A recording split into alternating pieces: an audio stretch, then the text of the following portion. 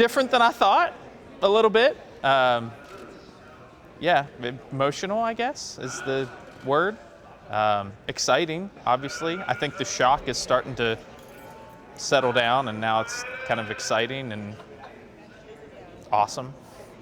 It's a big deal. I mean, I there's not very many of them, I don't think. It's a national award, yeah. I mean, obviously $25,000 is it's a pretty good gift also. Yeah, and it feels really good to be recognized in that way. All I was told is that it was we were being recognized as a Purple Star Award school, so that's what I thought we were doing. Honestly, obviously shock was the first thing. I did not expect this to happen today, obviously. And then honestly, humility. We have a lot of really excellent teachers in this building, and I feel like a little bit of, I don't know, guilt's not maybe the right word, but there are so many people in the building that are deserving of this, and so there's a piece of me that's feeling that, it's awesome to be recognized for this, and I hope I do make an impact on my kids' lives, but I know I'm certainly not the only person in the building that does that, so yeah. Because I think educators take a lot of heat, and our job is really hard. And I'm not saying that to kind of boost myself up there. I think every educator would tell you our job's pretty hard.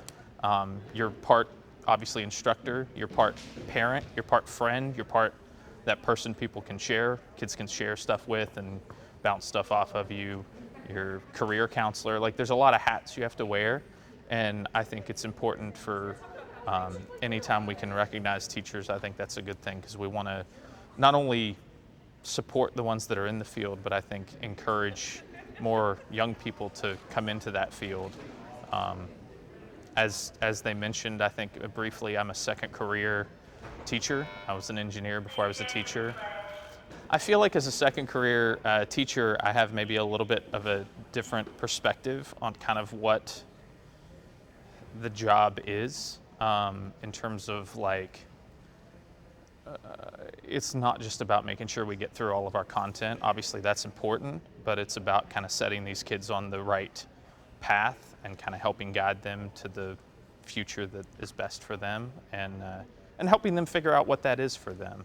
I don't pretend to know what's best for those kids, but I hope, like I said earlier, I hope to give them the space for them to figure that out. And so that's what's really impactful about it, is, to know that you can have that awesome impact on a kid's life, and change the trajectory, so to speak, for some of them. Again, I think many people would tell you I'm probably not the best classroom teacher, but I think where my skill set lends itself is giving kids opportunities to figure stuff out. Any tools that we have in our room, honestly, a lot of them I barely figure out how to operate. I want kids figuring that stuff out.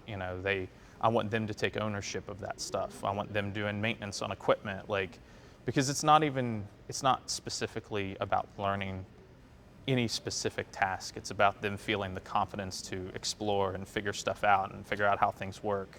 Especially as an engineering instructor, that's really important. I don't need them to figure out how the laser engraver works so that they can do laser engraving stuff, but for them to have the confidence that, I can take this thing apart and do all of the maintenance on it and then put it back together,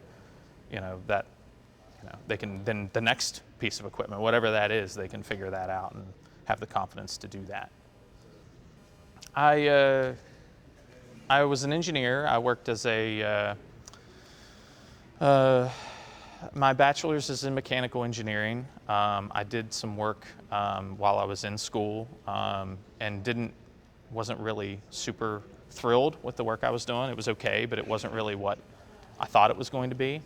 And I was dating my now wife at the time, and we were going to get married, and I knew she was going to go to graduate school, and so I was not really plussed by the mechanical engineering field. So we went to Vanderbilt, and I went to graduate school for civil engineering. thinking, oh, I'll just switch paths, right? That'll make it all better. And then I did some work at various places in engineering, and just it wasn't really the fulfilling thing that I kind of thought it would be. And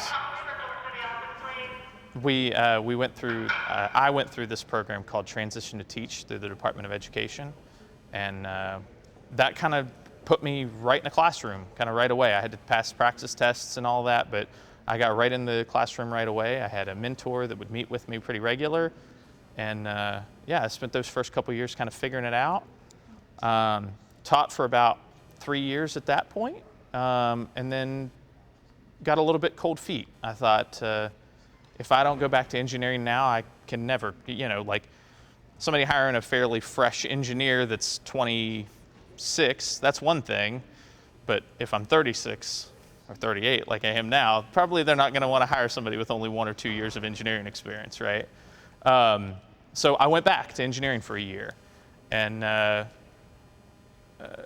much to, I think they would say, their chagrin, my company sent me to represent them at the Clay Center at the engineering day there. It's where kids come in. I don't know if you're familiar with it.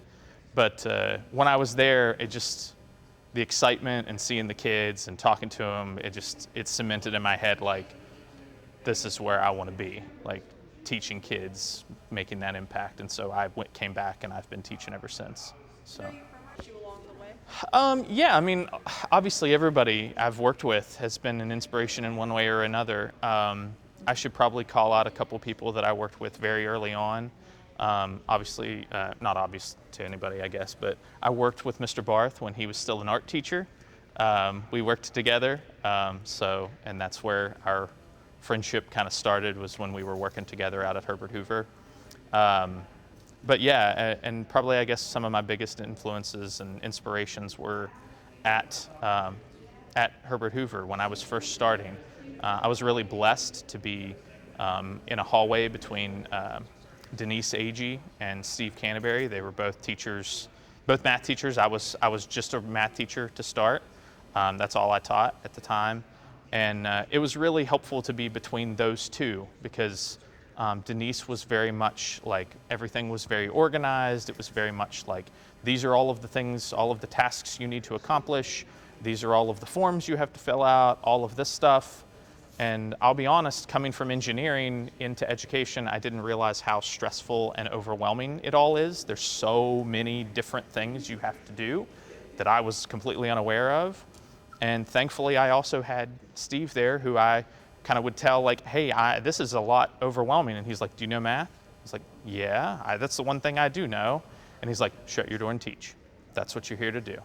And so it was really helpful to kind of have both of those kind of sides of the coin to kind of help me navigate my own path of, like, these are the things I absolutely have to do, and these are the things that, if it's really important, they'll call me again.